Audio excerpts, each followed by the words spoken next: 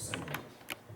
Então, que essas meninas, né, possam dedicar mais, né? Tão bonito ver elas cantar, Amém. ver os jovens servir a Deus. O Brandon disse, ele chega a dizer, eu prefiro ver um jovem, um homem ou uma mulher com as fraquezas na igreja do que eles lá fora no bar bebendo, em lugares errados, né? Então, por isso, a igreja é um lugar onde Deus vai trazer a cura para a alma, a limpeza espiritual, né? Então, nós vemos que quando nós nos prontificamos em fazer algo para Deus, Deus também ele está sempre pronto a ajudar, né? Ajudar na caminhada e nos dar graça e nos capacitar para tudo, né? Louvado seja Deus. Então este é um dia de Páscoa, é o dia que comemoramos a ressurreição de Jesus, né? Como o mundo religioso que nós vivemos no Ocidente, então chamado de mundo cristão. Mesmo a Igreja Católica é chamada de Igreja Cristã porque crê no cristianismo, mesmo que creia do jeito dela, mas ela crê que Jesus Cristo morreu na cruz e tudo mais. Simplesmente eles invalidaram o poder da palavra de Deus por seus credos e seus dogmas.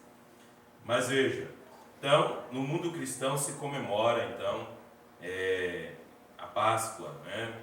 E é lembrado de Jesus, mas entrou também o espírito comercial de coelho, com o vinho de Páscoa, com bichinho, como diz o irmão Brana, coelhinho rosa, outros bichinhos e tudo mais. E o irmão Brana disse que nada disso representa o cristianismo. Simplesmente ele morreu ali naquela cruz para perdoar os nossos pecados. E nem um crucifixo com ele pendurado ali também, não é isso. Ele ressuscitou ao terceiro dia. Ele não está mais pregado em uma cruz, né? E então, o Brana disse que naquele crucifixo católico, eles colocam um pano assim envolto nele. O profeta disse que ele morreu completamente nu, tiraram todas as suas vestes para envergonhá-lo ao máximo, né? Para envergonhá-lo ao máximo eles fizeram.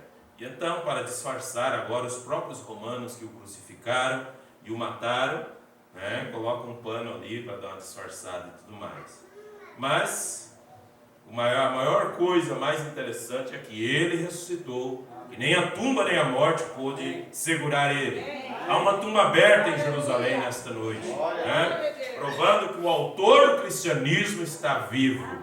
Ele está vivo, como nós ouvimos nesta manhã, lemos na mensagem do profeta dizer que ele está vivo dentro do coração do crente, do coração do eleito. Nós não podemos vê-lo aqui com esses olhos, mas o profeta diz, nós podemos senti-lo que ele está perto. Nós podemos ver ele sim, ver ele num irmão, ver ele numa irmã, porque a obra dele manifesta que ele está em nossas vidas. Ele tem nos tirado do mundo, do lamaçal do pecado, e está limpando a nossa vida para ele tomar cada vez mais posse da nossa vida e agir através de nós. E quando ele ressuscitou, Maria Madalena e a outra Maria, a mãe de Tiago, que era a mãe de Jesus, né, foram aos sepulcros de madrugadinha, às 5 horas da manhã, para levar especiarias. Eles tinham um costume de ungir o morto, de fazer essas coisas, porque naquele tempo as catacumbas eram cavernas, buracos cavados assim na montanha, no morro. Eles cavavam, era só pedra, eles cavavam um buraco, depois eles tampavam aquilo com uma pedra. Então era dessa maneira os cemitérios naquele tempo. Então elas foram lá, e pelo caminho elas iam pensando, quem que vai tirar a pedra para nós entrar lá, para ungir ele, né? E quando elas chegaram lá, elas viram um clarão passar pelo céu, como se fosse um relâmpago. Quando elas chegaram lá, a pedra estava revolvida e tinha 2 anjos sentados lá, né? E então, nós vemos que e ela estava chorando e perguntou para o anjo, onde tu puseste ele? Né? O anjo disse para ela, olha, quem procurais o vivente dentre os mortos? Ele não está aqui, ele já ressuscitou. E quando ela se virou para sair embora, e ela viu Jesus, e na hora ela não estava entendendo que era Jesus. E então ele falou com ela, né? Chamou ela pelo nome, ela disse Rabone, quer dizer mestre, Rabi, E então ela queria tocá-lo para adorar. E ele disse, não pode me tocar agora, eu ainda não fui glorificado. Ele não estava no corpo glorificado ainda. Ele subiu, foi glorificado, e ele disse para dizer aos seus discípulos que ele ia diante deles e o encontraria na Galileia, né?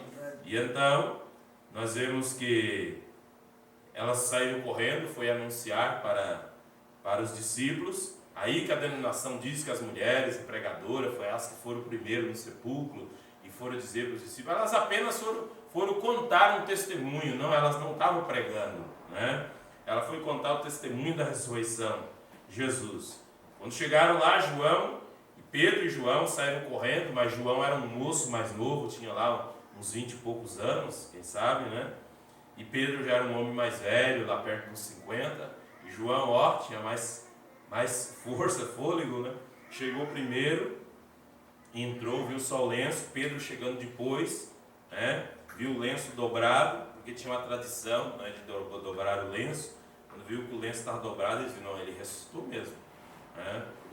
E então, aquele lenço que estava sobre o seu rosto, que a Igreja Católica hoje falsamente inventou aquela história do santo sudário, que eles têm o santo sudário, que era o lenço que estava em cima do rosto de Jesus, e que aquele lenço tem uma marca assim, como se fosse a marca do rosto dele, do olho, da barba e da boca, que ele é uma farsa, uma falácia.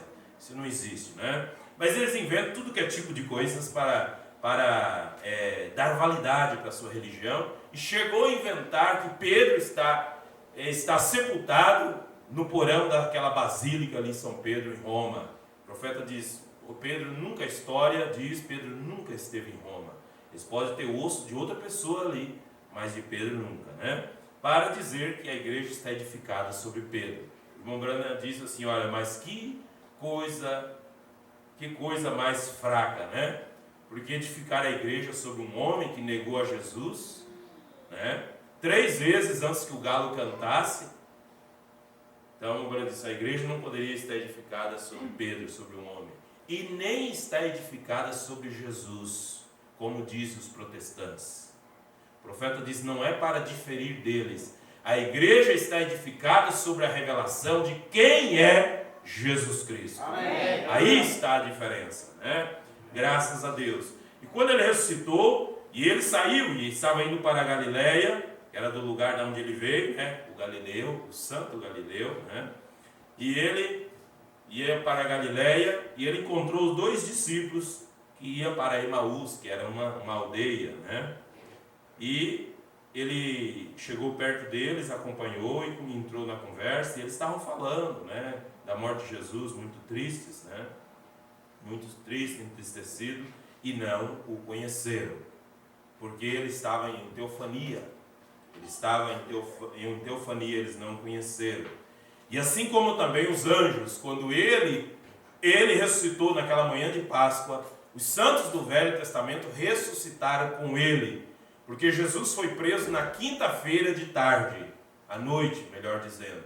Jesus foi preso na quinta-feira à noite eles levaram ele para ser interrogado na casa de Anás e Caifás, mandaram ele para Pilatos mandou ele para Herodes, tudo na mesma noite. E na sexta-feira de manhã, já levaram ele perante o Sinédrio.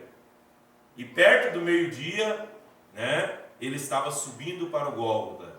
E então, eles o crucificaram por volta do meio-dia. E às 3 horas da tarde é que ele veio a morrer, né? Às 3 horas da tarde. Porque o dia era contado por horas, não é como hoje, né? Que era contada as horas do dia, né? A hora primeira, segunda, terceira, a hora sexta, a hora nona. Por isso que fala que a hora nona, então era às 3 horas da tarde. A hora sexta era o meio-dia, né?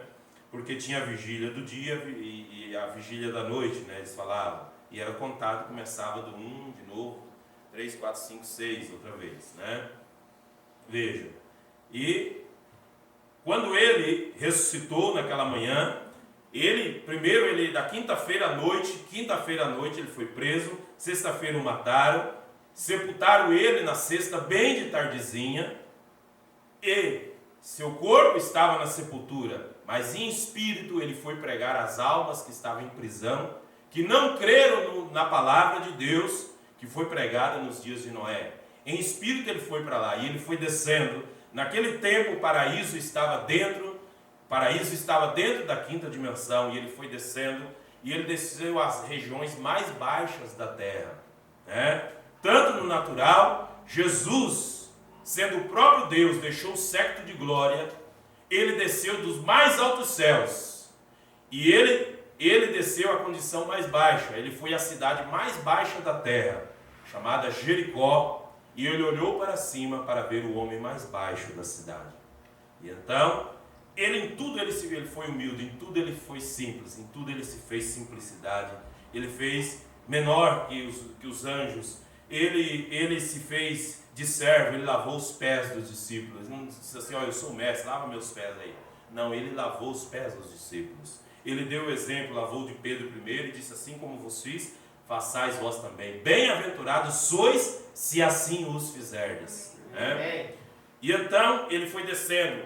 Enquanto o corpo dele estava na sepultura, na sexta-feira de madrugada ele foi descendo, ele foi pregando, ele passou pelo paraíso, ele viu Abraão, ele viu Jacó, ele viu Isaac, ele viu eles falaram, olha, Abraão, o Branda fala na mensagem, que Abraão chamou Sara e disse, Sara, Isaac, vem aqui ver, olha aquele que eu falava para vocês, né? E ele foi descendo até no profundo, na última casa, que é o trono na casa de Satanás. O Branda diz que ele bateu na porta, e o Branda faz uma ilustração, que o inimigo disse assim, quem esse atrevido está batendo na minha porta? Porque ninguém ia lá assim, nem os demônios, vai lá de qualquer jeito, né?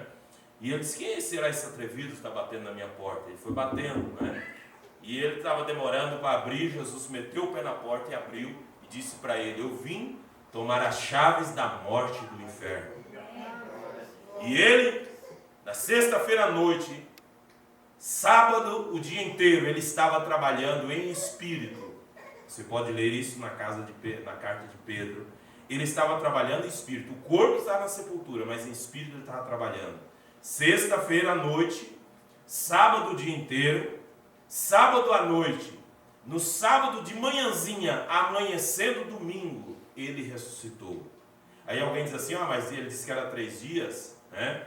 Porque um corpo, depois de 72 horas, ele começa a apodrecer. Mas havia uma profecia no Salmo que dizia, Salmo capítulo 23, eu creio que 22, diz, não deixarei a sua alma no Hades, e nem o meu santo verá a corrupção. A corrupção no corpo humano começa depois de 72 horas. E não é o bichinho que a mosca coloca que come a pessoa. É os vermes que nós temos, os anticorpos que nós temos no organismo, é que começa a comer a pessoa quando ela morre, né? E então, nós vemos que ele foi, todo esse período ele foi trabalhando, e ele veio subindo de lá. E quando ele ressuscitou, houve aquele grande terremoto. A Bíblia diz que muitos dos santos do Velho Testamento ressuscitaram com ele naquela manhã de ressurreição. E ele foi subindo, ele levou cativo as almas que estavam no paraíso, ele levou cativo o cativeiro. Está no Salmo de capítulo 24, que diz assim, do Senhor é a terra e a sua plenitude, o mundo e aqueles que nele habitam, porque ele afundou sobre os mares e firmou sobre os rios. Quem subirá ao monte do Senhor? Ou quem estará no seu lugar santo? Aquele que é limpo de mãos e puro de coração, que não entrega a sua alma à vaidade e nem jura enganosamente. Esse receberá a bênção do Senhor e a justiça do Deus da sua salvação. E esta é a geração daqueles que buscam a tua face, ó Deus de Jacó. Levantai, ó porta, as vossas cabeças, levantai-vos, ó entradas eternas, e entrará o Rei da Glória. Então, quando ele ressuscitou com aqueles santos do Velho Testamento, e eles iam entrar no céu novamente, nem os anjos o conheceram, diz o profeta. Então ele disse, levantai, ó portas, as vossas cabeças, e eles disseram, quem é esse Rei da Glória? E o Mombrano diz que aqueles que estavam de fora com ele, disseram, né? O Senhor forte e poderoso, o Senhor poderoso na guerra. Levantai, ó portas, as vossas cabeças, Levantai-vos, ó entradas eternas, e entrará o Rei da Glória. Quem é este Rei da Glória? O Senhor dos Exércitos, Ele é o Rei da Glória. Então, nem os anjos o conheceram quando ele estava entrando agora como rei, né? Como rei, como aquele que conquistou a morte. Apocalipse capítulo 1 diz que eis que eu fui morto, mas que aquele que estava morto, mas ele reviveu, né? E ele disse: todo o poder me é dado, quando ele ressuscitou, tanto nos céus como na terra. E eis que tenho a chave da morte e do inferno, né? Então Satanás não tem mais nem a chave da casa dele. Quem tem a chave do inferno é Jesus. Amém? Satanás é um fanfarrão. Nem a porta da casa dele ele não tem mais a chave, porque Jesus tomou a chave, né? Graças a Deus por isso. O Sr. Mombrana diz na mensagem aquele dia no Calvário, que Deus no Calvário, né, levou Satanás a zero, né? Levou Satanás a zero. Mas tem a tradução da mensagem que eles traduziram errado, que eles dizem que Deus levou Jesus Cristo a zero no Calvário, né? Porque houve um erro ali na hora da tradução, mas o correto é que Deus levou Satanás a zero quando Jesus morreu ali no Calvário e ressuscitou ao terceiro dia. Ele quebrou a espinha de Satanás e ele venceu, ele triunfou, né? Graças ao Senhor. Então, nesse dia de ressurreição, nós alegramos com o que Deus tem feito por nós. Mas o Mombrana diz que Jesus Cristo está sendo crucificado pela segunda vez. Ele está sendo crucificado pela segunda vez. Por isso ele pregou a mensagem à acusação. E quando o Mombrana prega, ele diz: eu acuso esta geração pela segunda crucificação de Jesus Cristo. Porque o profeta era o agente de Deus que tinha essa autoridade para acusar essa geração. Porque o Mombrana foi um profeta não enviado para só o tabernáculo Brana. O Mombrana é um profeta enviado para o mundo inteiro, para a era inteira. Veja, a mensagem do profeta, as pessoas serão julgadas pela Bíblia e pela mensagem do profeta. Não interessa a igreja que elas congregarem. Pode ser batista, pode ser aonde for, elas serão julgadas por esta mensagem. E se elas não aceitaram essa mensagem, não viver por esta mensagem, elas serão condenadas pelo que esse profeta disse. Porque ele disse o que a Bíblia disse. Amém? Então ele disse o que Paulo disse, né? Paulo disse: o que eu recebi do Senhor, isso também eu vos ensinei. Então Mombrana, ele não veio contradizer a Bíblia, mas ele veio confirmar o que estava na Bíblia, embora que ele tinha as prerrogativas de revelar aquilo que os mensageiros, os outros não deram conta de revelar, né? Porque não era para o seu tempo. Mas nos dias da voz do sétimo anjo, quando ele tocasse sua trombeta, todos os mistérios de Deus seriam revelados, né? Graças ao Senhor.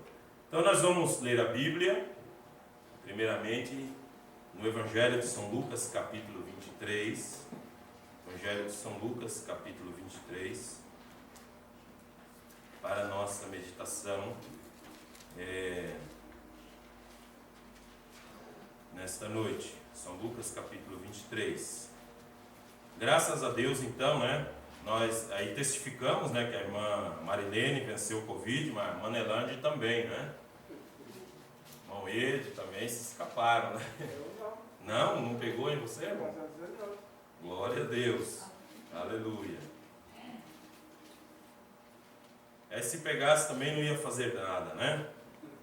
Porque a Bíblia diz, né, que o mal não ia nos fazer dano, né? Evangelho segundo São Lucas, capítulo 23. Capítulo 23, versículo 13.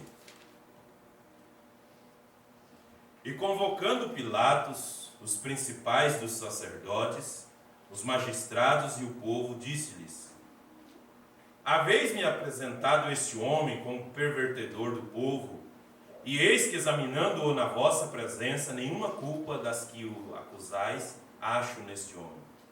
Nem mesmo Herodes, porque a ele vos remeti, e eis que não tem feito coisa alguma digna de morte. Castigá-lo-ei, pois, e soltá-lo-ei. E era-lhe necessário soltar-lhes um detento por ocasião da festa. Mas toda a multidão clamou a uma, dizendo: fora daqui com este, solta-nos Barrabás. Barrabás fora lançado na prisão por causa de uma sedição feita na cidade e de um homicídio. Falou, pois, outra vez Pilatos, querendo soltar Jesus. Mas eles clamavam em contrário, dizendo: crucifica-o, crucifica-o. Então ele, pela terceira vez, lhes disse: mas que mal fez este? Não acho nele culpa alguma de morte. Castigá-lo-ei, pois, e soltá-lo-ei. Por isso que ele mandou chicotear Jesus, para agradar os judeus. Não, já agora que deu uma surra nele, Pilatos mandou chicotear ele na tentativa de agradar os judeus para soltar, para não matar. Ele não queria matar, né? Mas eles, quem? Os fariseus, os saduceus, os religiosos do dia. Mas eles instavam com grandes gritos, pedindo que fosse crucificado. E os seus gritos e os dos principais dos sacerdotes redobravam. Então Pilatos julgou que devia fazer o que eles pediam. O irmão Branham diz que ele fez isso, deixou crucificar Jesus para se sair bem diante do povo, porque ele era governador e ele queria se sair bem diante do povo, né? E soltou-lhes o que fora lançado na prisão por uma sedição e homicídio, que era o que pediam, mas entregou Jesus à vontade deles. E quando iam levando, tomaram certo Simão, sirineu, que vinha do campo, e puseram-lhe a cruz às costas, para que a levasse após Jesus.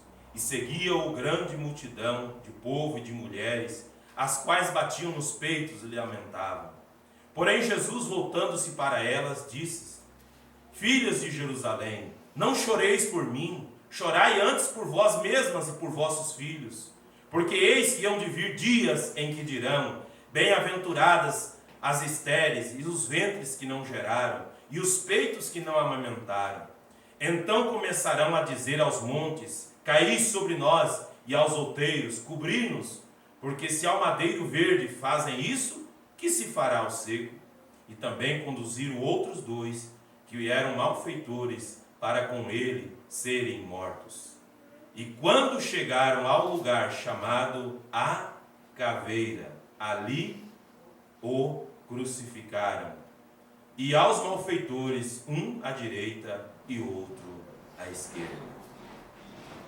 Querido Pai Celestial, esta é a tua santa palavra. Tua palavra é a verdade, e nesta verdade estamos firmados, Senhor. Meu Deus de misericórdia, sabemos que a fé que nós temos não é nossa própria, mas é o Senhor que deu. E o Senhor nos deu fé para crer em tua palavra, para aceitar esta mensagem da cruz. Eu nunca fui em Jerusalém, Pai, mas eu sei por tua palavra que isso é a verdade. Que isso aconteceu. Naquele tempo não havia câmeras fotográficas, não havia gravador para gravar estas coisas. Mas os teus santos apóstolos escreveram, Pai, esse evangelho, escreveram, Senhor, estas palavras para nos deixar aquilo que aconteceu. E assim nós cremos, Pai eterno, porque esta mensagem da cruz tem feito efeito em nossas vidas. E assim nós queremos prosseguir, ó Deus, crendo nesta palavra cada dia, e que esta palavra venha surtindo efeito em nossas vidas, nos elevando para mais perto de Ti, Senhor. Obrigado por tomar meu lugar, nosso lugar naquela cruz de cruz, porque era nós que merecíamos morrer, porque nós que pecamos, nós que transgredimos as tuas leis, a tua palavra, mas o Senhor foi tão misericordioso que tomou o nosso lugar naquela cruz de cruz. Em nome de Jesus Cristo, ó Pai, ó Deus de misericórdia, nós entregamos tudo em tuas mãos, para que o Senhor nos ajude nesta hora a olhar somente a Ti, Senhor, em nome de Jesus Cristo, ó Pai. Amém, Jesus. Amém. Podeis assentar, irmãos? Louvado seja Deus. O tempo passa rápido, né? Então, o profeta pegou a mensagem à acusação. Porque o profeta disse que os espíritos, eles estão ungindo pessoas, as pessoas morrem, mas aquele espírito sai e entra em outra. O diabo nunca morre, as pessoas que é usada por ele morrem, né? Caim morreu, mas o espírito que estava em Caim, rebelde, transgressor, Vamos usar uma palavra bem usada, boca dura, porque Deus falou para ele: onde está o teu irmão Abel? Ele disse: porventura sou eu o guardador do meu irmão? Bem assim, uma resposta truncada assim com Deus. Então Mombrana diz que o espírito que estava em Faraó, de assassino, o espírito que estava em Herodes, Mombrana diz que as pessoas morreram, mas o espírito que estava nelas não morreram. Veja, então, o espírito de Judas Iscariotes morreu, porque havia 4 cruzes naquele dia. 4 cruzes, o profeta diz. Estava um ladrão à direita, que era o ladrão revelado, o ladrão da esquerda, que era aquele que zombava dele, estava Jesus no meio, e Judas se enforcou também, né? Ele se enforcou também. Veja, e o Mombrana diz que aqueles mesmo crucificaram a Jesus, aquele mesmo Espírito unge as pessoas nesse dia para crucificar a Jesus outra vez, né? Então, como nós lemos, São Lucas capítulo 23, né? Versículo 33. E quando chegaram ao lugar chamado A Caveira, ali, 3 palavras, ali o crucificaram, né? Então, há uma tradução que diz: ali eles o crucificaram. Então, o profeta pega essas palavras e ele mostra esse versículo. Quem são? Onde estão eles hoje? Né? Como fizeram isso? Ali eles o crucificaram. Veja, ali aonde? Em Jerusalém. Ali não foi em Samaria que crucificaram Jesus, não foi em Damasco, não foi em Ascalon, na terra dos filisteus, não foi em Nínive e nem foi em Jericó. Ali em Jerusalém, a cidade mais santa do mundo. Veja, eles quem? O povo mais santo do mundo, os judeus.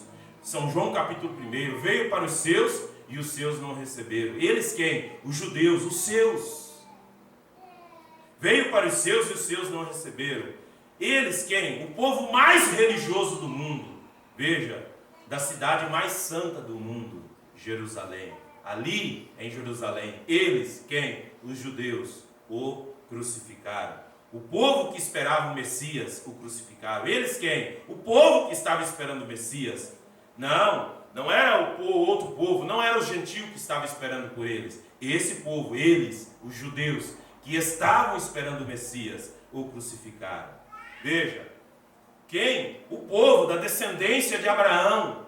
O povo que era descendente de Abraão. Veja, e ali eles o crucificaram. O povo que era a menina dos olhos de Deus. O povo que Deus tinha cuidado deles. Esse povo que o crucificaram, né? Veja, e no mesmo momento que eles estavam no templo cantando, né? Quando eles estavam no templo cantando, naquela manhã que ele estava crucificado em cima do monte, que era chamado Monte do Gólgota, que quer dizer o Monte Caveira. E aí nenhum historiador soube dizer isso, mas Deus enviou um profeta que disse por que era nesse lugar chamado Caveira. Porque naquele lugar que tinha sido enterrado Adão, ali estava a caveira de Adão. Então tinha se passado quase 3.000 e tantos anos que Adão tinha morrido, né? Quem sabe não havia mais nem a pontinha do meu dedo, do osso, do crânio de Adão. Mas Deus sabia exatamente onde tinha enterrado o primeiro homem que transgrediu. Então ele tinha que derramar o sangue naquele lugar exatamente, para redimir do primeiro homem que era redimível, que seu nome estava no livro da vida do Cordeiro, para redimir desde o primeiro que morreu, até o último que fosse predestinado por Deus, que vivesse sobre a face dessa terra. Por isso que tinha que ser naquele lugar que ele tinha que ser crucificado. Aleluia. Então naquele lugar, e quando chegaram ao lugar chamado A Caveira, ali o crucificaram. Veja, então vamos seguir um pouco aqui, né? Então eles estavam cantando o Salmo de número 22, eles estavam cantando no templo naquela manhã, o Salmo de número 22, que os salmos são cânticos, né? Eles estavam cantando ali no templo, estavam cantando exatamente o que estava acontecendo. O profeta diz que lá de dentro do templo, pela janela, eles podiam ver Jesus sendo pendurado lá na cruz. Eles podiam ver, estava cantando uma coisa e não estava vendo. Por quê? Porque eles foram cegados para não ver. Salmo de número 22, do versículo 1 ao versículo 1, diz assim: Deus meu, por que me desamparaste? Por que te alongas das palavras do meu bramido e não me auxilias? Foi quando ele clamou isso aqui lá no jardim de Getsemane. Ele clamou isso aqui lá no jardim, no horto, porque o horto quer dizer jardim. Ele clamou isso, exatamente essas palavras. Veja, Deus meu, eu clamo dia e tu não me ouves, de noite não me tens sossego. Porém tu és santo e que habitas entre os louvores de Israel. Em ti confiaram os nossos pais, confiaram e tu os livraste. A ti clamaram e escaparam, e a ti confiaram e não foram confundidos. Mas eu sou verme e não homem, opróbrio dos homens e desprezado do povo. Eles estavam cantando isso, e esse salmo falava exatamente sobre Jesus. Então veja, eles estavam ali, naquele momento, desprezando o maior dom que Deus enviou para a humanidade, que era o perdão de qualquer pecado, o perdão de todos os pecadores. Ali estava a redenção, ali estava o caminho da redenção sendo aberta, e eles estavam desprezando. Por quê? Porque não veio do jeito que eles pensavam. Eles pensavam que o Messias ia descer do céu numa escadaria de ouro, e ia descer lá no templo. Outros pensavam que ele ia nascer na família de um sacerdote, na casa de um homem santo, numa família santa. Mas ele não nasceu lá, ele nasceu em uma manjedoura, e veio de uma família pobre, humilde, de um carpinteiro, fazedor de móveis. Não veio do jeito que eles pensavam, por isso que eles não receberam. Porque eles o crucificaram? Porque ele não veio do jeito que eles pensavam, e ele não concordou com a sua denominação, com as suas denominações. Ele chutou os cambistas, ele condenou os fariseus, porque os fariseus queriam ser santos demais, mas eram apressados para derramar sangue inocente, para matar. E então ele veio pregando e mostrando o caminho da salvação, e mostrando que aquele sacrifício de animais, de touros, bodes e pombinho, tinha sido aceito por Deus, mas agora Deus tinha provido um sacrifício, um cordeiro perfeito.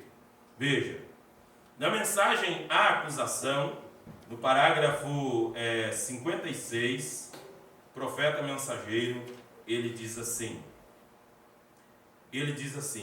e todos nós alegamos ser a noiva de Cristo, e mesmo assim tão desleais.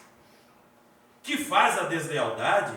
Vivendo contrário à disciplina de Deus, que Deus tem estabelecido para por ela sua noiva viver. Essa é minha própria opinião. A Bíblia, ela é a infalível palavra de Deus, e eu creio. E portanto nós verificamos que a igreja protestante, para ter uma organização, separa-se até das escrituras para fazer sua organização. Ministros ordenados se agarram a coisas que eles, reticências, e agora eles vêm ao meu escritório e nos recintos às centenas e me dizem: irmão Brano, o irmão faz aqueles desafios às pessoas, ninguém vai se sobressair contra aquilo, ele sabe que isto é a verdade. Ora, eu digo, por quê? Por que vocês não fazem? Bem, veja, irmão, por que eles não renunciavam à denominação e não pregavam a verdade lá dentro? O irmão Brano diz assim, que eles diziam assim: bem, irmão Brano, se eu fizer, eu vou mendigar meu pão.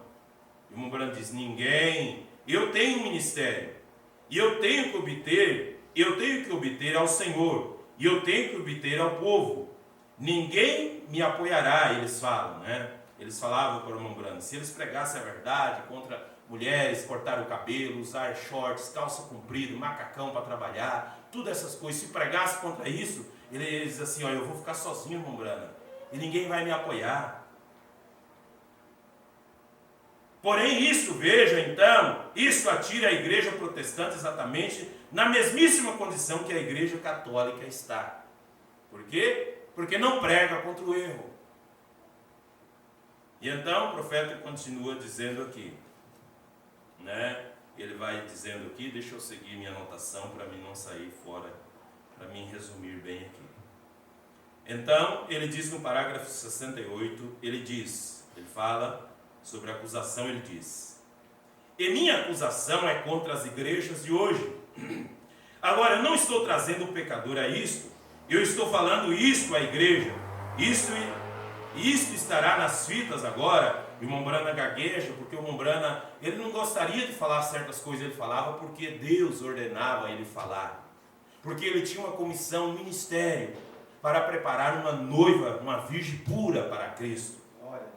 E ele tinha que falar. E ele disse, olha, meus dedinhos estão encolhidos dentro do sapato, que ele tinha que falar. E ele sabia que algumas pessoas iriam embora, mas ele tinha que falar. Quando ele pregou a mensagem, os ungidos dos últimos dias, ele fala a mesma coisa, olha, eu estou dizendo isso porque Deus disse para mim dizer, senão eu não diria isto. Amém. Então ele diz, na minha opinião, a minha acusação é contra as igrejas. Veja, não estou trazendo o pecador a isso, veja. E eu condeno esta geração pela segunda crucificação de Jesus Cristo. E o irmão Brana diz, se Jesus está sendo crucificado outra vez, tem que ter Judas também para entregá-lo, para vender ele por 30 moedas de prata. Veja. E agora, para fazer isto nesta era em que vivemos, eu faço isso, eu devo mostrar uma evidência. Se eu tenho de trazer uma acusação, tenho que mostrar uma evidência da ofensa criminal que foi praticada. E eu tenho que acusá-los, eu tenho que trazer, irmão Brana gagueja, irmão Brana gaguejava, né? A evidência para provar isto, que isto é que o que eu estou dizendo se encontrará ante o juízo principal, o qual eu tomo a mim mesmo como um advogado nesta acusação, que a palavra de Deus sendo minha testemunha, eu acuso esta geração pela crucificação de Jesus Cristo. Agora, eu pergunto para você, Jesus está sendo crucificado em que corpo hoje? Era o que as pessoas que não entenderam a abertura da palavra diziam assim, olha, mas eles estão falando que Jesus está sendo crucificado, então Jesus já veio para ser crucificado? Como ele está sendo crucificado? Não naquele corpo de carne, mas no corpo palavra. Amém. O corpo palavra hoje está sendo crucificado. Veja, no parágrafo 71, o profeta mensageiro diz assim, isso não podia ter sido feito há alguns anos atrás, eu diria há 50 anos atrás, isso não podia ser feito, mas hoje isso é muito oportuno. Isso não podia ter sido feito talvez 10 anos atrás, mas isso pode ser feito hoje, porque o tempo está esgotado. Nós estamos no tempo final. Eu creio, como seu servo, que nós estamos prestes a cruzar desta terra para outra. Amém. Veja, então ele diz, portanto o tempo para arrependimento para uma nação se esgotou, como a América como nação, como ela tinha se esgotado. E eu creio que esta nação não pode se arrepender. Eu creio que ela tem atravessado a linha entre a misericórdia e o julgamento. Eu creio que ela está oscilando na balança. Irmão Brana, antes que comece seu argumento, como o irmão vai provar isso? Só isto, que nós somos culpados dos mesmos pecados pelos quais Deus destruiu o mundo no mundo antediluviano. Nós somos culpados dos mesmos pecados pelos quais destruiu o mundo em Sodoma e Gomorra. E agora nós temos toda a mesma evidência espiritual situada aqui ante nós, toda a mesma evidência espiritual conhecida pelo mundo inteiro, que trouxe as misericórdias de Deus sobre aquelas gerações, que também ao rejeitar trouxe juízo. Então ao rejeitar misericórdia traz juízo. E então se esta geração tem rejeitado a mesma misericórdia que foi desprezada naqueles dias, Deus seria injusto ao deixá-los passar sem juízo. Veja, então, parágrafo 79. E eles não podem encontrar nada contra isso. Contra o quê? Contra a mensagem. Eles não arriscam desafiá-la, porque eles mandaram Jesus, prenderam ele, levaram para a casa de Anás e de Caifás. Tinha 2 sumos sacerdotes vivos. Hoje tem 2 papas vivos. Né? Tinha 2 sumos sacerdotes vivos, Anás e Caifás. Mas era de costume ter só um. E então, eles levaram para a casa de Anás e Caifás, e da casa de Anás e Caifás, mandaram ele para Pilatos. Pilatos, não querendo colocar a mão, ouvindo falar que ele era da Galileia, da jurisdição de Herodes, mandou ele para Herodes. Herodes muito tempo queria ver Jesus e ver ele fazer um sinal, porque havia ouvido falar de Jesus, né?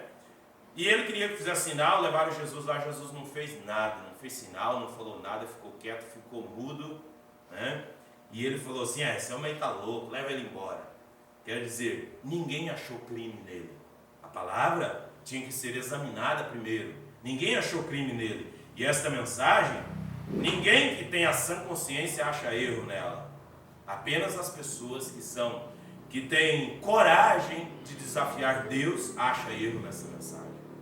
Veja, por isso a Bíblia diz que homens ímpios andam com sapatos de taxa. Eles pisam com sapatos de taxa, onde anjos temem caminhar. Se um anjo que é santo teme em fazer certa coisa, homens ímpios pisa com sapato de taxa, desafia Deus, desafia mesmo. Mas um dia eles receberão a recompensa, a Bíblia diz. Veja, então ele diz, e ele sabe que a evidência está ali, e ele sabe que a Bíblia diz isso, e a única coisa que eles podem fazer é blasfemá-la. É exatamente isso, assim, tudo isso e as mesmas razões.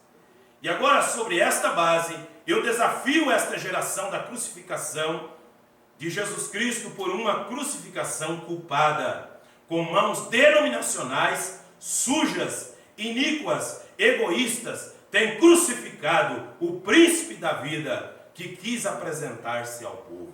Quem é? A mensagem do dia. Deus apresentando a mensagem do dia. Era Deus mais uma vez.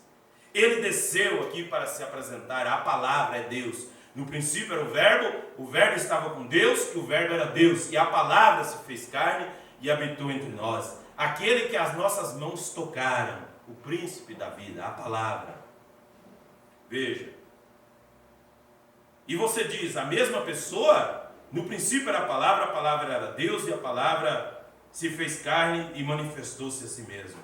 Veja, parágrafo 82 desta mensagem, o profeta diz: e agora, para meu texto, para aprofundar o assunto, que eu quero tomar ali as 4 palavras, ali, apliquemos, ali, a cidade mais santa do mundo, Jerusalém, ali, a cidade mais religiosa do mundo, ali, eles, o povo mais religioso do mundo, numa festa religiosa, a festa da Páscoa. Ali, o lugar mais religioso, a cidade mais religiosa, a maior de todas as organizações, a cabeça de tudo isso. Ali, eles, o povo mais religioso em todo o mundo, havia se reunido de todo o mundo. Eles crucificaram a mais vergonhosa morte que podia haver. Matar uma pessoa podia ser morta, nua, tiraram as roupas dele. Ele desprezou o opróbrio. O crucifixo tem um trapo em volta dele, porém eles despiram suas roupas, a mais vergonhosa.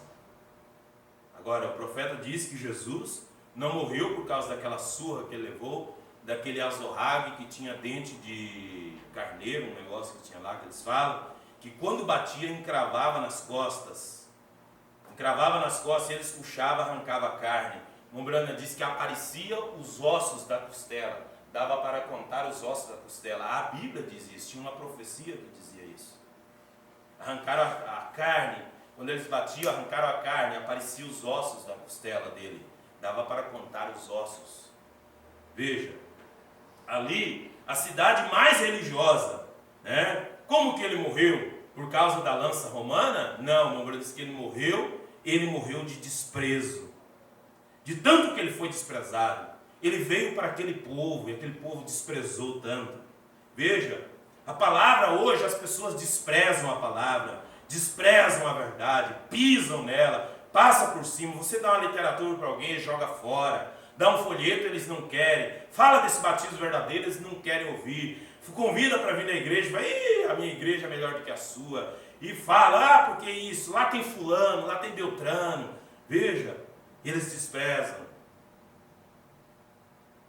Ali, a cidade mais religiosa, eles, o povo mais religioso, crucificaram a mais vergonhosa morte a ele, a pessoa mais preciosa. Se isto não é suficiente para condenar esta geração, Ali, a organização mais religiosa, a maior de todas as igrejas, reuniu num lugar.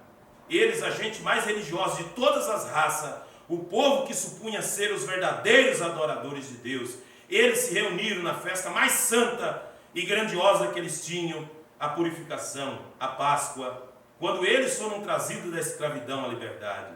E ali, naquela ocasião, o povo mais religioso, na festa mais religiosa, no lugar mais religioso, trouxe sobre o príncipe da vida a mais vergonhosa coisa que podia ser feita: despir um homem e pendurá-lo num madeiro. Porque havia uma profecia que dizia: maldito aquele que for pendurado no madeiro. Dizia a lei pela qual eles adoravam: maldito aquele que for pendurado no madeiro.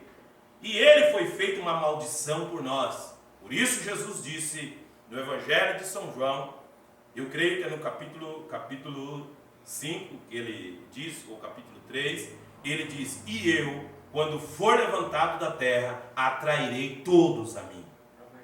Então ele tinha que morrer numa cruz. Ele tinha que estar pendurado em uma cruz. Veja, muita gente estava com dó. Queria rogava que os anjos viessem ali e tirassem ele daquela cruz. Moura disse que ele não poderia fazer isso.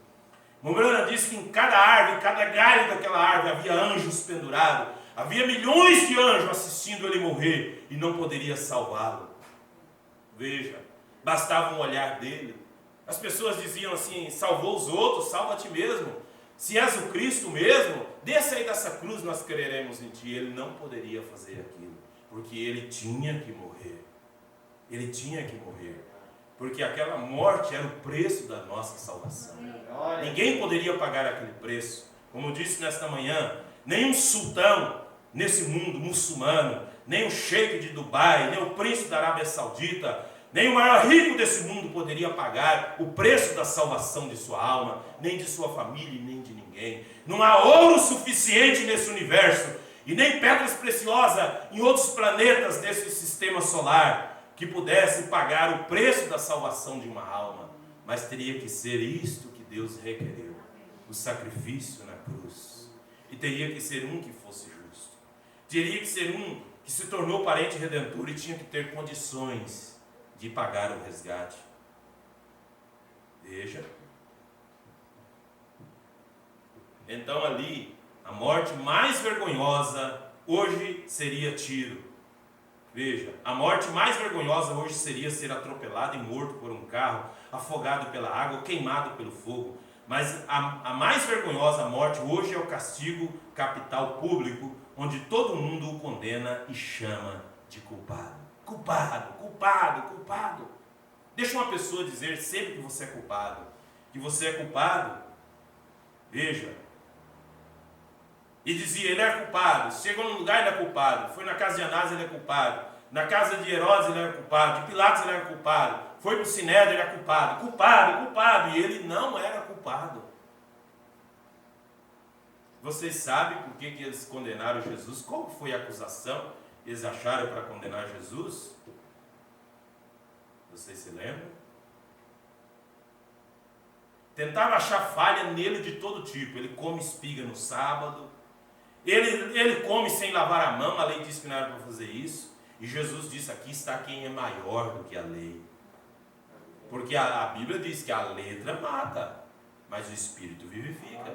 Se você querer pegar a Bíblia ou a mensagem letra, não, está aqui a letra aqui, ela vai matar. Mata a própria pessoa espiritualmente. Por quê? Porque a pessoa vai achar um determinado na Bíblia ou na mensagem que vai condenar ela também, se ela levar ao pé da letra. Por isso que tem que ter espírito e vida na palavra de Deus. E então, veja, ali eles o crucificaram. Por quê? Porque eles tinham inveja, porque suas denominações não conseguiam produzir o que ele produziu. Eles diziam assim: olha, esse homem aí entra na casa de pecadores e ele bebe vinho com esse povo. Jesus bebia vinho junto com eles. Essa era uma das acusações que os fariseus arrumavam. Ele entra na casa de pecadores E ele foi convidado para uma festa na casa de Simão. E Simão, quando Jesus chegou lá, Simão convidou Jesus. Você pode ler na mensagem, Deus em Simplicidade. O Mombrana faz um quadro dessa história. E o Mombrana diz assim, que Simão convidou Jesus lá só para zombar dele. Quando ele chegou, ele não deu ósculo santo de boas-vindas, porque lá tinha o costume de dar ósculo santo. E algumas pessoas dizem assim, mas por que a igreja de vocês quer cumprir a Bíblia e não dá ósculo santo? Porque Deus enviou um profeta e diz que nesse tempo não é necessário nós cumprimentar uns aos outros com ósculo santo. Por que você diz? Por que, como o Brando disse? Como disse, por causa da perversão que existe nesses últimos dias. Por causa da perversão. Veja, então, chegou aquela mulher, Mombrana disse que ela estava passando pela rua, ela era uma prostituta. Ela era uma prostituta. E ela estava passando pela rua, fazia horas que ela queria encontrar Jesus. Jesus era sempre rodeado por um núcleo de pessoas. 12 discípulos, um monte de gente ao redor dele. Ele estava sempre rodeado por gente que queria benefícios, cura, libertação, solução de problemas. Outros seguiam ele porque achavam que ele era aquele que ia se levantar para tirar Israel debaixo do jugo romano. Judas era um desses que pensava isso. Que eles pagavam impostos. Porque existiam os publicanos. Publicano era uma pessoa que era cobrador de imposto. Cobrava imposto dos judeus para mandar para os tesouros de Roma, para o imperador. E eles queriam ser libertos daquilo. E eles não conseguiam. Porque Israel agora já estava debaixo da quarta escravidão. Quarto jugo. Primeiro que subjugaram Israel fora Nabucodonosor. Depois de Nabucodonosor vieram os assírios. Que levaram parte daquele povo, daqueles judeus, levaram para outros países e trouxeram sírios e assírios ali. Por isso que surgiu a raça samaritana, que é uma mistura de judeu com gentio, samaritano. Por isso que aquela mulher do poço disse para Jesus, não é costume, quando ele pediu água, diz, não é costume os judeus falar com o samaritano. Porque não era um povo mais puro, era misturado, ela era uma samaritana. E ela disse, nossos pais adoram aqui nesse monte, que era em Samaria, que era lá em Siló. E os judeus adoram em Jerusalém. Jesus disse, olha mulher, é chegada a hora que não é nem nesse monte, nem em Jerusalém, mas o Pai procura os verdadeiros adoradores que o adorem em espírito e em verdade. Veja, e então, aquela mulher vendo ele ali, Mombrana disse que aquela mulher pecadora, aquela prostituta, ela estava ali e ela viu a fumaça de um churrasquinho na casa de Simão. E ela viu aquele alvoroço de pessoas que tinham chegado ali, aquela gente conversando. E Mombrana disse que ela começou a espiar pelas frestas da cerca. E ela viu Jesus sentado lá num canto, desprezado. Ela viu ele sentado lá. E ela falou assim, olha a pessoa que eu tanto estava procurando está sentada ali. E ela deu um jeito, Mombrana disse, de burlar a segurança ali e entrou naquela casa. E quando ela chegou perto de Jesus, ela começou simplesmente a chorar nos pés dele, lavar os seus pés com as lágrimas. E começou a enxugar com o cabelo da sua cabeça. Mombrana disse, ela era uma prostituta, mas tinha muito mais moral do que as mulheres pentecostais de hoje que cortam o cabelo. Ela era uma prostituta, mas tinha cabelo comprido. Ela não cortava o cabelo. E o Mombrana disse que ela pegou e depois ungiu ele com um unguento que era muito caro. Muito caro. E então, Simão de lá cochichou com o outro e falou assim, se ele fosse profeta mesmo, ele sabia que tipo de mulher que está lavando os pés dele. E Jesus, sendo o profeta dos profetas, que discernia os pensamentos do coração, ele disse, Simão, eu tenho uma coisa para te dizer. Ele disse, fala, mestre. Disse, olha, Simão, desde que eu cheguei aqui, daí ele conta aquela parábola para ele, fala, Simão, desde que eu cheguei aqui, tu não me deste ósculo santo, não fosse na porta da boa-vinda, não mandou um lacaio, que o moço que lavava pé na entrada das casas era chamado lacaio, não mandou um lacaio para lavar os meus pés. E agora esta pecadora vem e lava, chorando, lava meus pés com as lágrimas. Enxuga com o seu cabelo e tu queres a condenar? Então veja, Simão pensou que ia zombar de Jesus. Ele achou que aquela era a oportunidade para desmascarar ele. Todos os fariseus queriam desmascarar Jesus. Desmascarar entre aspas. Trazer coisa que o reprovasse. E Judas, quando viu ela ungir ele com aquele unguento que era caro, o irmão Branco disse que era umas economias que ela guardou debaixo do colchão, que ela guardou dinheiro de prostituição, ela comprou aquilo, ela disse que ela saiu correndo na casa dos que vendiam perfumes aromáticos e foi e ungiu Jesus. E Judas falou assim: mas para que esse desperdício? Esse perfume, essa coisa tão cara, podia vender isso e dar para os pobres. Veja, o irmão Branco disse: não é porque Judas tinha um cuidado dos pobres, é porque ele era o tesoureiro, ele metia a mão na bolsa, ele roubava dinheiro. O interesse dele não era ajudar os pobres, veja, mas ele estava preocupado com a finança, preocupado com a finança, com a tesouraria, com a coisa financeira. E ele não somente ajudou a crucificar Jesus, como ele o vendeu também, por 30 moedas de prata. Veja, porque ele gostava de dinheiro, ele queria era dinheiro. Por isso Paulo diz que aquele que cuida que a piedade é causa de ganho, Paulo diz que ele é soberbo e nada sabe sobre o Evangelho. Agora, eu não trabalho no Evangelho por dinheiro. Dinheiro é uma consequência do trabalho do Evangelho, porque a obra de Deus é mantida com dinheiro. Conta de água, conta de luz, telefone, carro, você vai, qualquer coisa, você tem que comer, é tudo. Tudo se paga. E vamos dizer assim: mas no tempo de Jesus o dízimo era dado era comida, era trigo, era não sei o quê. Mas eles plantavam trigo e colhiam trigo. Então eles davam trigo de dízimo. Cada tribo plantava uma coisa. Veja, um dia um certo irmão veio dizer para mim: porque naquele tempo era comida que dava para a igreja, dava comida para distribuir, para repartir. Sim, eu falei: mas você trabalha, você recebe a comida, o seu salário? Você dá o que você recebe, a 10ª parte que é do Senhor, né? E então, veja, as pessoas arrumam argumentos, né? Eles arrumam argumentos. E Judas disse: mas para que fazer isso, esse desperdício? E Jesus disse: não sabeis que ela está ungindo para a minha morte? Veja, e ele estava sempre anunciando a sua morte, que ele seria morto, né? Veja. Então, no parágrafo 82, que eu li aqui, 85, no parágrafo 154, o profeta diz assim: porque eles a crucificaram, eles não podiam crucificar a palavra mais do que eles puderam crucificar a Deus. Eles puderam crucificar o corpo que continha Deus, o Filho de Deus. Eles puderam crucificar aquilo, porém eles não puderam crucificar a Deus. Eles tinham que ser, naquele tempo, ele tinha que ser o sacrifício para trazer muitos filhos que estão predestinados para a vida eterna. Eles tinham que fazer aquilo então, mas eles não podiam fazer isto agora. Eles não podem fazer isto, pois a palavra em si mesma continuará a viver. Então eles não puderam matar Deus. Jesus foi deixado sozinho no Calvário. Aí você fala: tem dois? Não. Jesus é o corpo de Deus. Aquele corpo que Deus criou.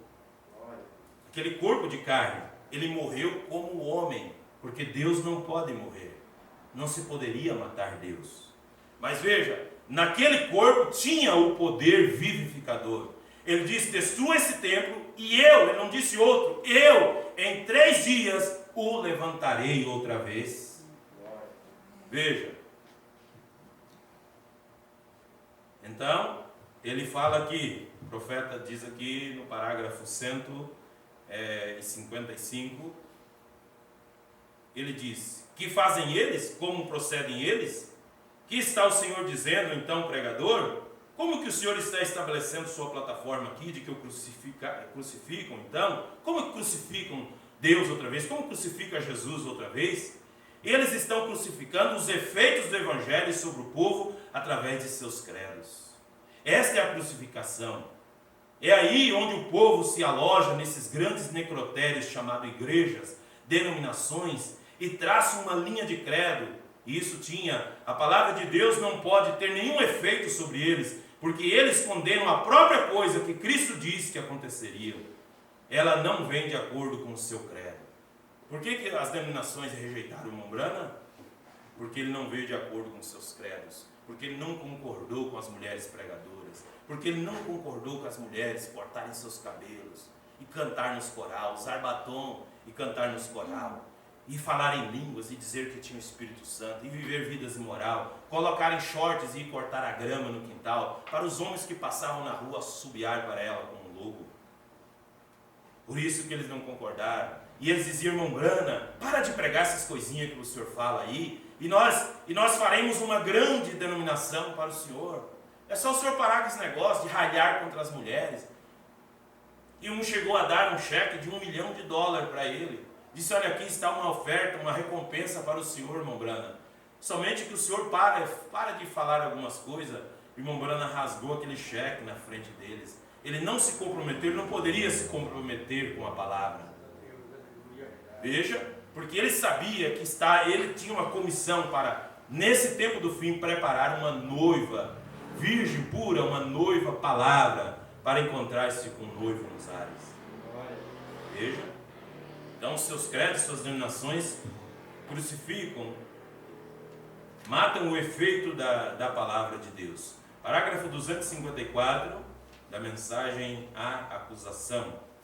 O profeta mensageiro diz assim: e há poucos anos atrás, quando esta velha armação, aquele tabernáculo, foi colocada aqui como um tabernáculo, alguém entrou e caminhou lá e me falou e disse, Billy, você vai pegar para os 4 postes um desses dias com essas mensagens assim. É assim que diz para o Branham. E outros chegaram e falaram assim, essa igreja aqui, Billy, isso aqui vai virar uma garagem. Isso vai virar uma garagem. Veja. Você veja que tem pessoas que elas têm desejo que a igreja fecha. Elas têm um desejo, parece que uma vingança, elas querem que a igreja feche. E muitos disseram aqui que é 2 meses a igreja fechar, outros falaram que ia ser 6 meses, pois não, vai dar 1 ano e você vai acabar tudo. As pessoas têm um espírito de vingança dentro do coração. E disseram para Billy, isso aqui ó, você vai acabar pregando para 4 postos no dia desses. Por isso que aqui não é cheio de gente, porque nós não alargamos o caminho. Nós pregamos a palavra, e que quem tem ouvido para ouvir, ouça. Quem quer ir para o céu, se prepara. Prepara a tua vida, como Deus disse lá para Ezequiel, filho do homem, prepara a tua mobília para mudar de país. Aí nós cantamos, cruzarei a fronteira, nós temos que preparar para mudar para esse país, cruzar essa fronteira. E eu disse, eu estarei pregando para 4 postes, porque Deus é capaz desses postes levantar filhos para Abraão. Sim, Senhor, é a verdade. E eu disse, se você tem alguma coisa que possa desaprová-la, faça isso. Simplesmente cacarejam, mas quando chega a hora de mostrar, é diferente. Sim, isso é o que faz a diferença, correto? Veja, parágrafo 353. 353 da mensagem à acusação. O profeta mensageiro diz assim: não é um calvário suficiente para meu Senhor? Por que vocês fazem isto? O Branham pregando para todas as igrejas, para todos os crentes. Por que vocês fazem isso? Supõe-se que são gente que o ama. Vocês sabem que esta é a sua palavra. Vocês que podem ler Apocalipse 22 diz: qualquer que tirar uma palavra ou acrescentar uma palavra, por que vocês fazem isso? Não é um calvário suficiente para ele? E eu me ponho em sua defesa, eu sou o seu advogado, e eu os acuso pela palavra de Deus. Mudem seus caminhos ou vocês irão para o inferno, suas denominações desmoronarão. E eu os acuso na presença do juiz, correto? Vocês com suas formas de piedade e hipocrisias, não é um calvário suficiente? Então, ele diz aqui no parágrafo 355, ele diz, como Pedro disse, vossos pais denominacionais, Pedro os acusou, disse, qual de vossos pais não fazem isso? Estevão fez a mesma coisa, com mãos iníquas crucificastes o príncipe da vida. Não disse Jesus ele mesmo, qual de vossos pais não colocou os profetas nas tumbas? E vocês adornaram mais tarde? Assim tem sido para com o homem justo através das eras. E assim eu acuso esse alto polido bando que vai à igreja de rejeitadores de Cristo desse dia. Vocês com suas formas de piedade crucificam o meu Cristo pela segunda vez, ao dizer para as pessoas que estas palavras não são para algum outro dia e não para este dia. Porque eles dizem assim, ó, o batismo do Espírito Santo foi só para os 12 apóstolos. Tinha igreja na América que pregava isso. O Espírito Santo não existe, esse negócio de pular e gritar e coisa, isso aí não é nada, isso é fanatismo, eles diziam assim. Eu os acuso, vocês são culpados do mesmo crime que eles foram no dia da crucificação. Arrependam-se e voltem para Deus. E novamente eu digo, aqui as igrejas, eles, os mestres, crucificam por blasfêmia a ele a palavra.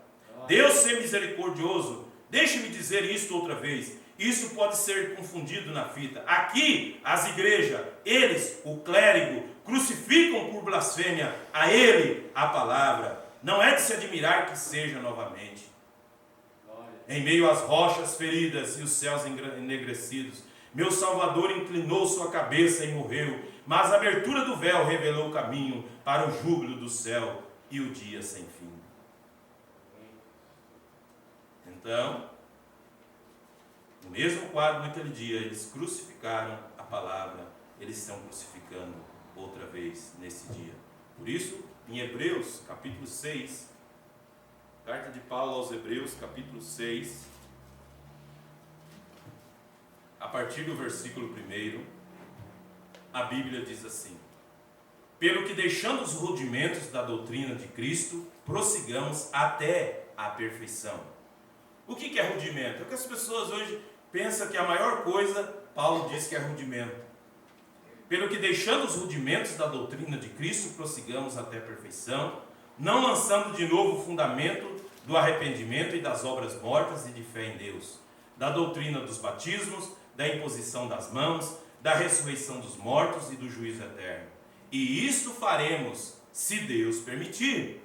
Porque é impossível que os que uma vez foram iluminados e provaram o dom celestial e fizeram participantes do Espírito Santo e provaram a boa palavra de Deus e as virtudes dos séculos futuros e recaíram, sejam outra vez renovados para arrependimento. Pois assim, quanto a eles, de novo crucificam ao Filho de Deus e o expõem ao vitupério. Porque a terra que embebe a chuva que muitas vezes cai sobre ela e produz erva proveitosa para aqueles por quem é lavrada, recebe a bênção de Deus. Mas a que produz espinhos e abrolhos é reprovada e perto está da maldição, e o seu fim é ser queimada. Mas de vós, ó amados, esperamos coisas melhores e coisas que acompanham a salvação, ainda que assim falamos. Porque Deus não é injusto para se esquecer da vossa obra e do trabalho de amor que, para com seu nome, mostrasse enquanto servisse aos santos e ainda servis. Para que vos não façais negligentes, mas sejais imitadores dos que pela fé e paciência herdam as promessas. Então nós vemos que toda denominação abandonaram esse profeta quando ele pregou os selos, a abertura da palavra. Eles queriam ficar com rudimento, batismo, isso, aquilo, outro e tal. E ele veio pregando algo mais profundo. Então, eles começaram a dizer, o irmão Brana está se metendo a pregar coisa que ele não foi chamado. Ele foi chamado para orar pelos enfermos. Foi chamado para orar pelos enfermos. Ele está se metendo a ensinar a palavra. Não sabia eles que esta era a terceira etapa do ministério do profeta. Apocalipse capítulo 10. Aquela era a terceira etapa.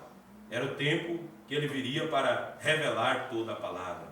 Ainda na mensagem, a acusação, parágrafo 283 da mensagem, a acusação, o profeta diz assim, 283: e este novo Calvário é a igreja assim chamada, os lugares santos, grandes púlpitos, altar catolicismo, altar católico chamado seu púlpito, a metodista, a batista, a presbiteriana, a luterana, os pentecostais, os mais santos lugares. Irmão Brana bate 6 vezes no púlpito E ali ele recebe suas piores lancetas, um novo Calvário, onde é encontrado nos lugares santos, na igreja. Onde ele é crucificado, dos pastores, hipócritas. E o profeta diz para os pastores que crucificam a palavra, que negando o poder de Deus, negando a cura divina, negando a palavra. Vocês estão conscientes disso? Eu não estou irado, mas algo dentro de mim está se agitando. Deus tem sido completamente identificado entre vós. Onde ele recebeu suas espetadas do seu lado, onde ele recebeu suas lancetadas no Calvário, onde ele recebe hoje no púlpito. De onde vieram? Jerusalém. De onde vem? Da denominação. Aqueles que alegavam amá-lo são os que o fizeram.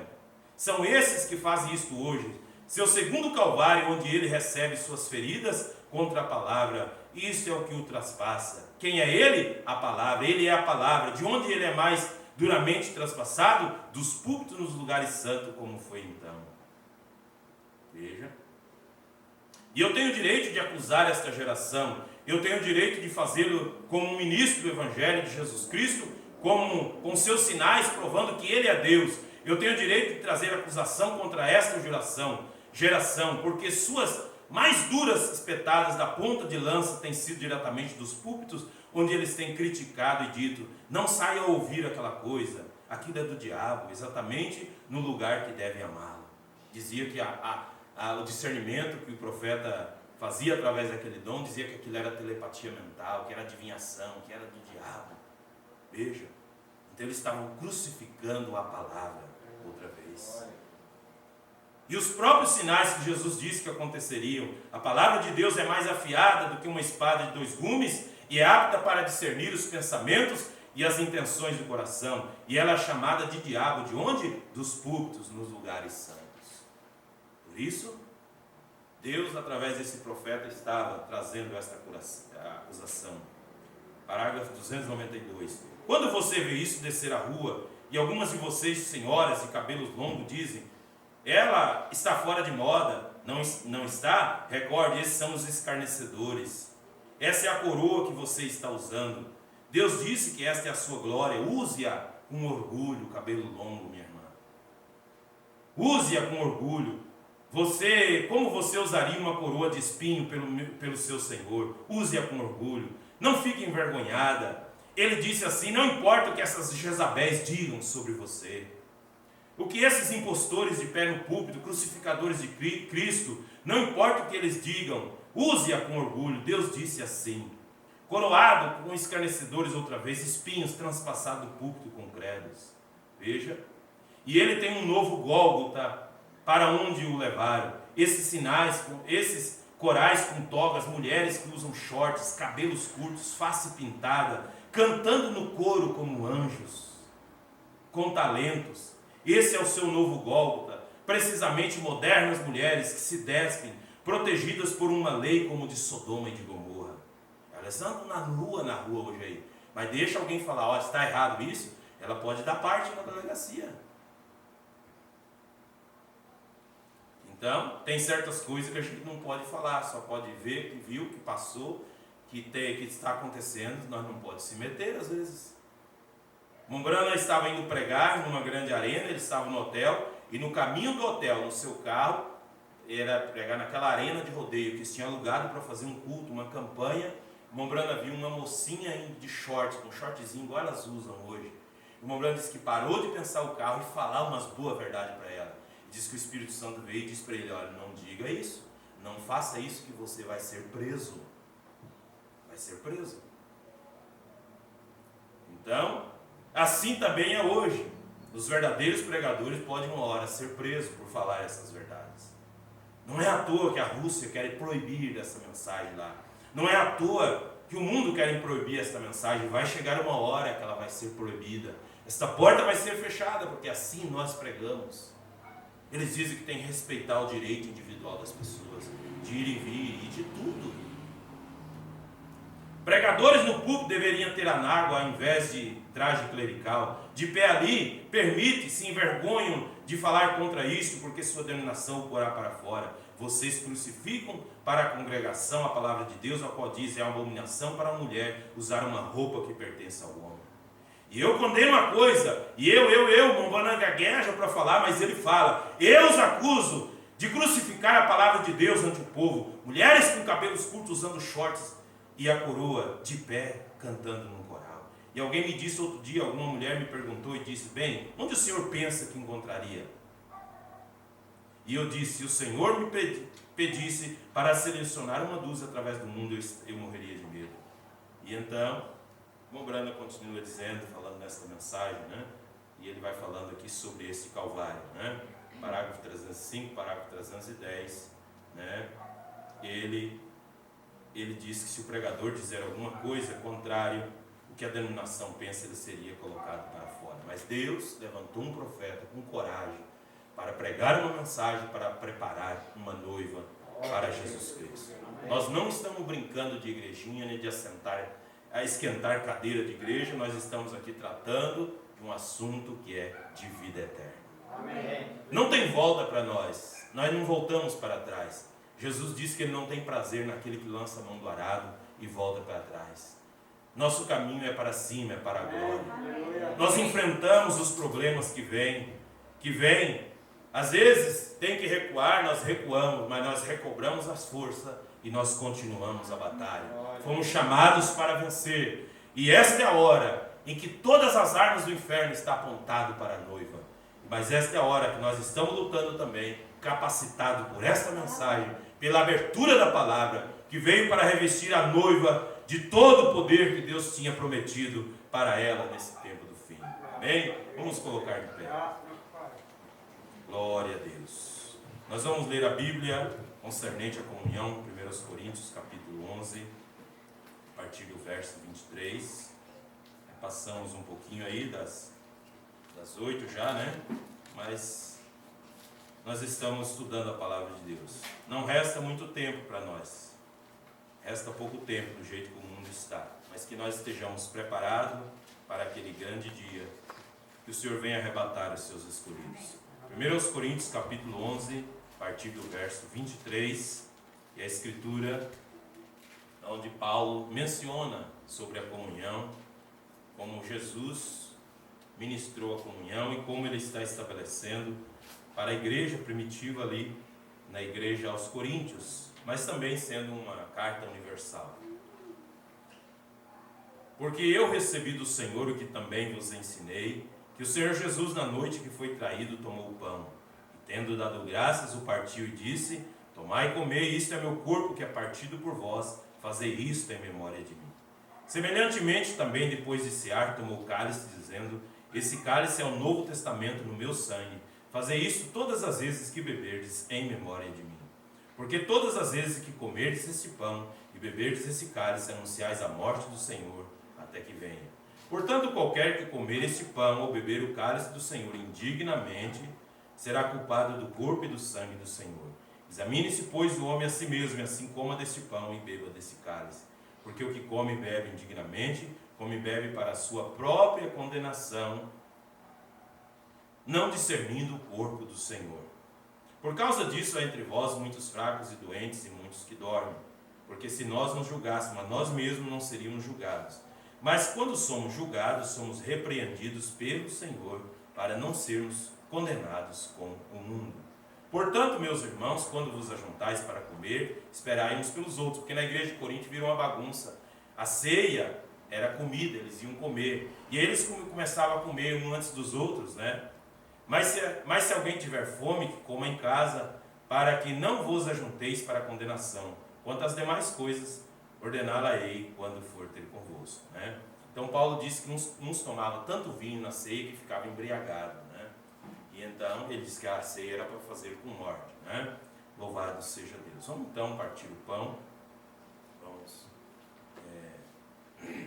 E a outra parte que está concernente à Santa Ceia, que ela, para ser completa, ela tem que ter o lava-pés. Ela está em São João capítulo 13. Tem que haver o lava-pés, porque Deus não aceita a ceia manca, faltando partes, né? Algo mais que a neve, sim, neste sangue lavado, mais alvos que a neve ser. aqui está o pão e o vinho, o pão simbolizando o seu corpo e o vinho, o seu sangue. Jesus disse que aquele que não comer da minha carne, não beber do meu sangue, não tem vida em si mesmo. Né? Por isso nós discernimos o corpo do Senhor, participamos do pão e do vinho. Né? Então vamos, nesta hora, fazer uma oração. Você ora por seu irmão, por sua irmã, por seu esposo, por seu filho. Você ora pela igreja, pelo pastor. Oramos uns pelos outros nesta hora, para que Deus use de misericórdia e graça para conosco.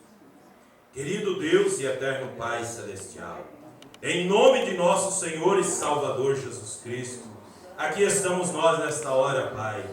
Nós temos ouvido a palavra, Senhor, examinado nossos corações, e é nesta hora, Senhor, a Escritura pede para nós, cada um examine-se a si mesmo e assim coma deste pão e beba deste cálice.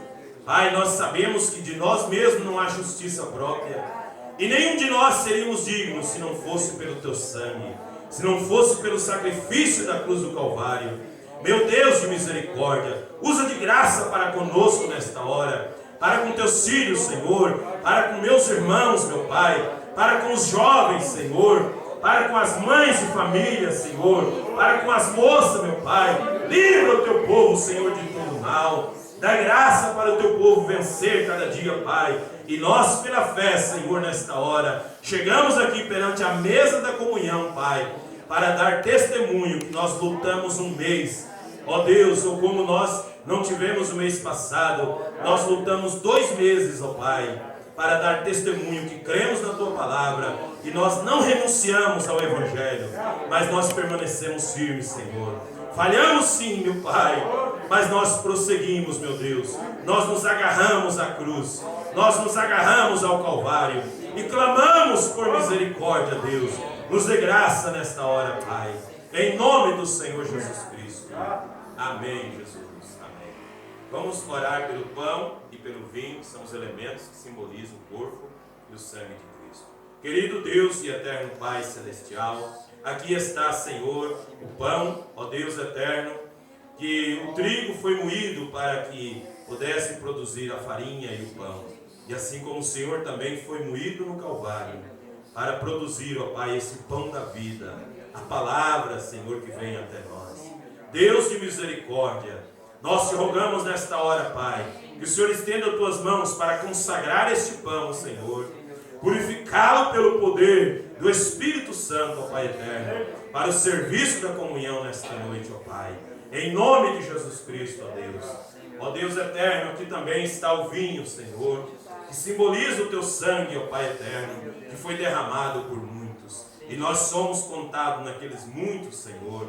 E aqui nós, com reverência, temor em nossos corações, nós, ó Deus, apresentamos-nos a Ti, Senhor. Apresentamos esse vinho nesta noite. Se ele foi feito para outro propósito, mas agora como ministro do Evangelho, juntamente com a Tua igreja, meu Pai, nós oramos por esse vinho, Senhor, para que ele seja consagrado para o serviço da comunhão, ó Pai. E também já oramos também pelo lava-pés, ó Deus, para que Tu possa abençoar, meu Deus, que a Santa Ceia fortalece cada cristão, Senhor. Nós nos examinamos, Pai, a nós mesmos e clamamos por misericórdia, que o Senhor nos faça dignos nesta hora de participarmos da comunhão e dar testemunho para Satanás que nós somos de Jesus Cristo. Nós falhamos, mas nós nos arrependemos. E nesta hora, Pai eterno, ó Deus, nós nos curvamos a Ti em Tua presença, Pai, e participamos da comunhão para a glória do Teu santo nome. Em nome de Jesus Cristo, nós pedimos a consagração desse vinho, em nome do Senhor Jesus Cristo. Amém, Jesus. Amém. As irmãs já podem vir, então, para nós remir o tempo. Vamos, não precisa escolher o menor pedaço, né? Mas todos possam participar e comer um pedaço, porque Jesus disse: tomai e comer. A igreja primitiva ministrava a ceia em alguns lugares, todos os dias eles tomavam comunhão. Nós fazemos uma vez por mês, porque é para juntar os irmãos, né? Uma vez por mês todos sabem, né? Glória a Jesus. E disse Jesus: tomai e comei, este é o meu corpo que é partido por vós. Fazei isto todas as vezes em memória de mim.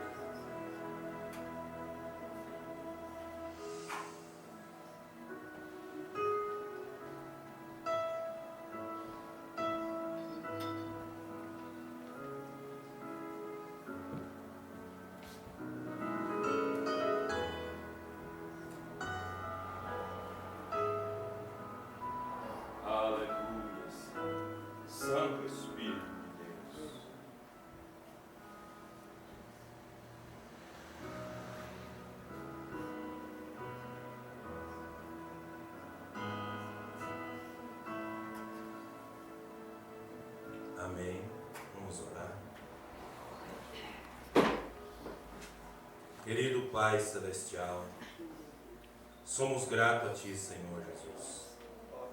Chegamos até aqui porque o Senhor nos ajudou. Ó Deus, foi a Tua misericórdia, Pai. Foi a Tua graça, Senhor. Nós mesmos não tínhamos dignidade, meu Pai, mas o Senhor morreu no nosso lugar naquela cruz. O Senhor derramou o sangue precioso para nos redimir. E é pela fé, meu Pai, que nós cremos na nossa regeneração, na purificação de nossa alma, meu Pai.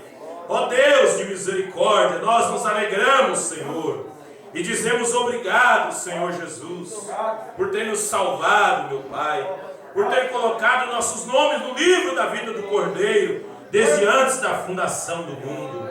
E aqui nós, Senhor, tomamos a comunhão nesta noite, meu Pai, com responsabilidade de mais um mês lutarmos, Senhor, e dar testemunho que somos cristãos, que cremos nesta mensagem, que cremos, Senhor, nesta palavra, que nós temos uma igreja onde nós reunimos para ouvir a palavra, ouvir o Evangelho, que nós, Senhor, estamos lutando, Pai, numa caminhada para chegar ao reino dos céus. Ajuda cada um, meu Pai, nesta noite, em nome de Jesus Cristo, ó Pai eterno. Abençoa também o lava-pés, que cada um sinta-se lavando os pés do Senhor Jesus. Que nós, com humildade, Senhor, cumprimos a palavra, como o Senhor disse, assim como vos fiz, façais vós também. Eu vos dei o exemplo. Bem-aventurados sois, se assim os fizerdes. Nós queremos ser bem-aventurados, ó Pai, em nome do Senhor Jesus Cristo. Amém, Jesus. Amém. Que Deus abençoe o lava-pés por tudo que Ele fez por nós. Até aqui tem nos ajudado. Que Deus possa abençoar a igreja do Senhor, almas redimidas que o Senhor morreu na cruz do Calvário, né? Vamos orar a oração final, então, despedindo para nossos lares, que Deus possa nos dar uma semana abençoada, guardada sobre o seu manto de misericórdia, que nós possamos prosseguir um pouco mais, amém? Vamos orar. Querido Deus e eterno Pai, em nome de nosso Senhor e Salvador Jesus Cristo, nós entregamos tudo em Tuas mãos, ó Pai. Agradecidos a Ti pela bênção do culto nesta noite, Pai, pela Tua misericórdia, nós estarmos aqui, Senhor, ao redor da palavra, Senhor, ó Deus, comendo desse pão da vida, do pão vivo que desceu do céu. Fortalece-nos para Te adorar, para Te servir cada dia melhor, ó Pai. Sejamos humildes, submissos à palavra, possamos ouvir a Tua voz cada dia, Pai. Ó Deus, e caminhar nesse caminho estreito, Senhor. Ó Deus de misericórdia, porque Ele desceu no monte pôr do sol, a palavra se manifestou para nós, um novo dia raiou para a noiva do Senhor Jesus Cristo. Ele está vivo nesse dia, Ele está vivo dentre os mortos, a palavra ressuscitada mais uma vez, a palavra que foi recitada dentro dos credos, dos dogmas denominacionais, nos trouxe para uma novidade de vida. Obrigado, Senhor Jesus. Abençoa meu irmão, minha irmã, meu Pai, nesta caminhada, Senhor, dando saúde e graça para cada um, ó Pai. E se alguma enfermidade, alguma dor que ainda resiste, nós repreendemos na autoridade do nome de Jesus Cristo de Nazaré. Cada um receba vitória para a glória de Deus. É que nós oramos, Pai eterno, que o Teu povo seja abençoado e guardado de todo mal, ó Pai, em nome do Senhor Jesus Cristo. Amém, Jesus. Amém. Que a graça e a paz do Senhor Jesus nos guarde, nos acompanhe hoje até que Ele venha, até quarta-feira, se o Senhor permitir.